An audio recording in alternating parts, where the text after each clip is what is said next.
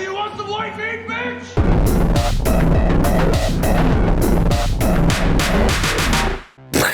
The road so far, carry on my Kansas song. Did you like the first episode? It's pretty good. In case you're watching this out of order, I'm providing you a guide to every episode of Supernatural, all 15 seasons, or however many YouTube lets me put up before demonetizing them, whichever comes first. In this series, you're going to learn some stuff about hunting monsters that will hopefully prepare you for what's coming, and also you get to watch a neat show. What did we learn from last episode? Having two people close to you die on fire on your ceiling is probably a pattern. I feel like it usually takes threes, but we can take the express lane when it's a very specific death. It's kind of like that guy in the staircase. Your wife doesn't fall down a single flight of stairs and die twice. One was weird enough. Also, dads are elusive, if anything. You gotta track down that dad. We also learned ghosts can be shot in the face with regular human bullets, and they at the very least don't like it. And lastly, if you don't have a girlfriend, then what's the point of finishing your law degree? Just hit the road with your bro! The boys are back on the road, and still no sign of Dad, but they do have his journal now, and following some coordinates he clearly left for Dean to see, which according to the internet would put them somewhere in Arizona or Colorado. Let's go there, I guess. About a week after the whole dead girlfriend thing, Sam is knee-deep in the old Winchester special. You just bottle that shit up. You're fine, dude. Just focus on the case. Use your pain. It makes you a better hunter. It's fine that you have reoccurring nightmares and that you don't want to open up to the only person you have left. It's not like you can call this guy. You don't even know his name. What's his name, Sam? Sam?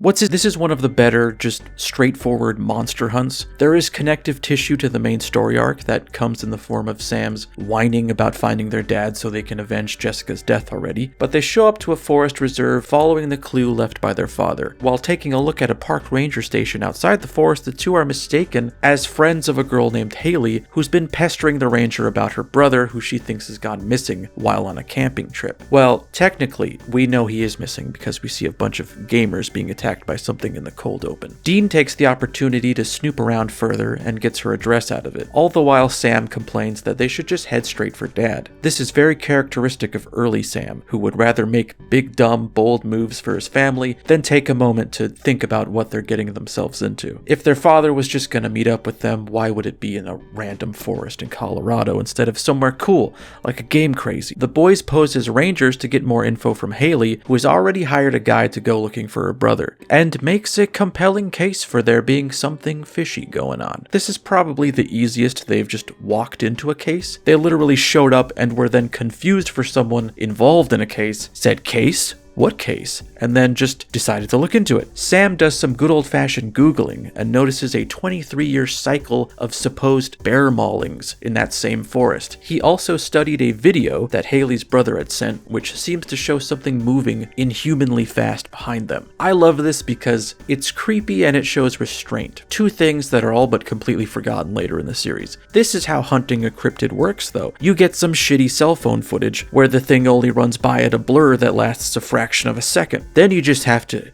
believe. Later on, they don't shy away from doing the whole, hang on, can you just enhance this part of the CCTV footage? Holy moly, that's our guy. Facial recognition got a hit. This, though, is barely anything to go off of, but it's intriguing as heck. Jesus, I'm also realizing how fucking dark this episode is. Like, literally the lack of light. This is gonna look horrible on YouTube. Rest assured, it looks great on export. If you could see what I'm seeing. Oh, Mamma mia. The next scene is a wonderful relic of when horror was the focus of this series, because it's a genuinely unnerving and simple scene where they interview the only survivor of one of these killings. Didn't smash a window or break the door.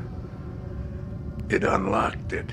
It's just some dudes in a dark room being told a story. There isn't a needless flashback or overbearing score. Like, I promise, man, this show used to be pretty good. Episode 2, and there's already friction between the brothers as Sam's trying to make moves here. He wants to find his dad and kill something that done them wrong. And Dean is trying to follow the show's motto, saving... but he hasn't said that yet. The fighting between them isn't exaggerated or played up. There's a strong, it's my turn on the Xbox energy to it. What? Nothing.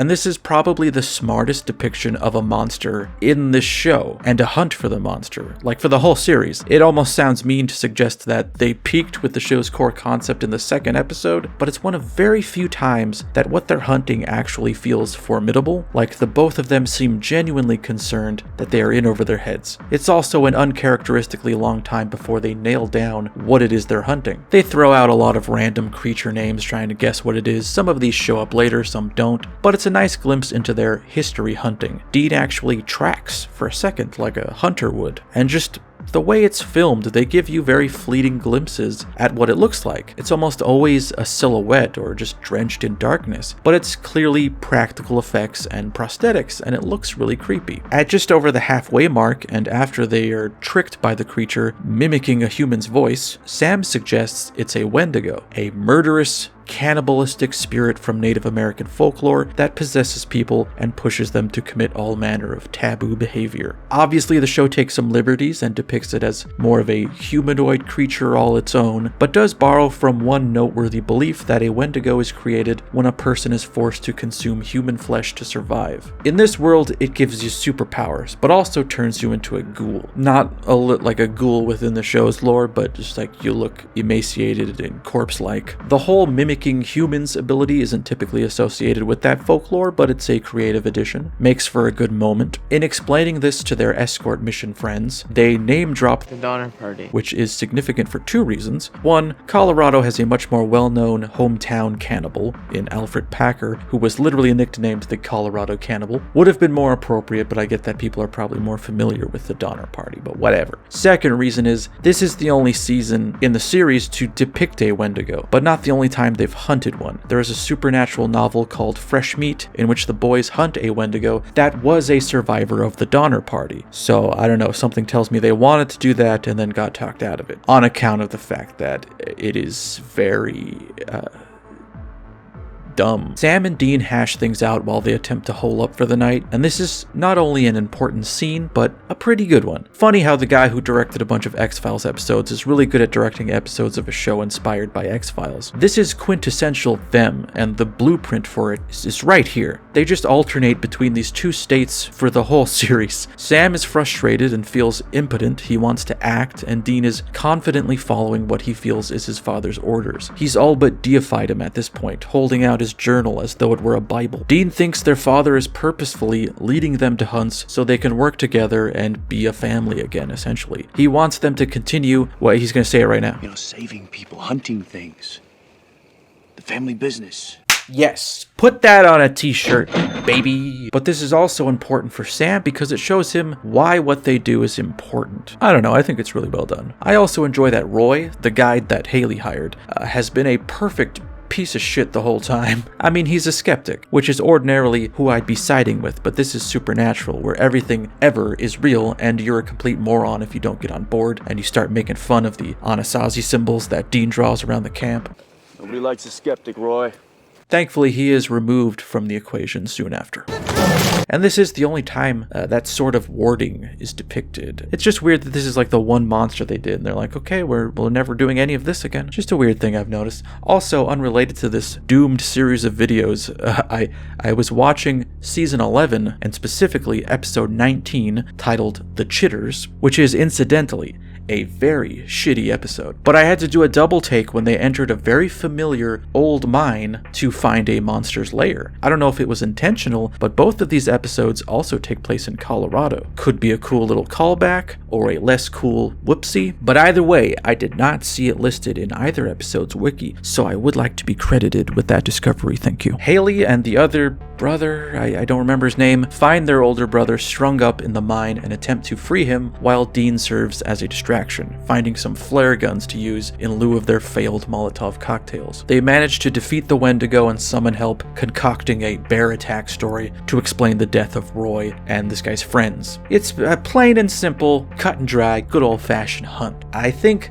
This is one of the most solid episodes of the series. It's nothing crazy original or anything, but it's competently written, which I can't say for many episodes of Supernatural. There is some good setup and payoff with Dean's joke camping provisions providing a trail for them to follow back to the creature's hideout.